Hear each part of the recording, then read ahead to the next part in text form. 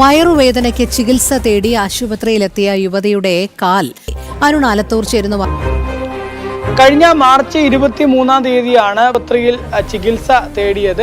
അവിടെ ചികിത്സ തേടിയ സമയത്ത് ഇവർക്ക് കുത്തിവെപ്പ് നൽകുകയുണ്ടായി. ആ കുത്തിവെപ്പ് തേടുകയുണ്ടായി. ശേഷം കഴിഞ്ഞ മെയ് മാസത്തിലായിരുന്നു ഇവർ നമ്മൾ ജനം ടിവിയോട് ഉൾപ്പെടെ ഇങ്ങനെ തങ്ങൾക്ക് ചികിത്സാ പിഴവ് മൂലം കാല് തളർന്നു പോകുന്ന സ്ഥിതി ഉണ്ടായി എന്നുള്ള വിവരം പറഞ്ഞത്. ഈ കുഴൽമന്നത്തെ കുളവുമൊക്കെ സ്വദേശിയായിട്ടുള്ള അലിമയുടെ ഭർത്താവ് ഫിറോസും അന്ന് ഇതിനെതിരെ ശക്തമായി രംഗത്ത് വരികയായിരുന്നു. തുടർന്ന് മാധ്യമങ്ങളിലൂടെ ഈ വിവരം പുറംലോകത്തെ അറിയിച്ചു എന്ന് മാത്രമല്ല, അവർ പോലീസിനും അതുപോലെ തന്നെ ജില്ലാ മെഡിക്കൽ ഓഫീസർക്കും ഒക്കെ ഇതുമായി ബന്ധപ്പെട്ട് പരാതി നൽകുകയുണ്ടായി. ഇവരുടെ പരാതിയിൽ DMO ഒരു കമ്മിറ്റി രൂപീകരിച്ചുകൊണ്ട് ഇത് എന്താണ് സംഭവിച്ചതെന്ന് അന്വേഷണം നടത്തി.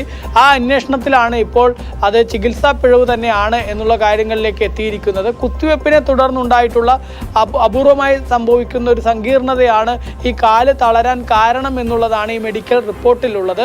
മെഡിക്കൽ റിപ്പോർട്ട് ഏതായാലും DMO അതിൻ്റെ കൂടുതൽ നടപടികൾക്ക് വേണ്ടി തുടർ നടപടികൾക്ക് വേണ്ടി ആരോഗ്യ വകുപ്പ് ഡയറക്ടർക്ക് കൈമാറി എന്നുള്ളതാണ്.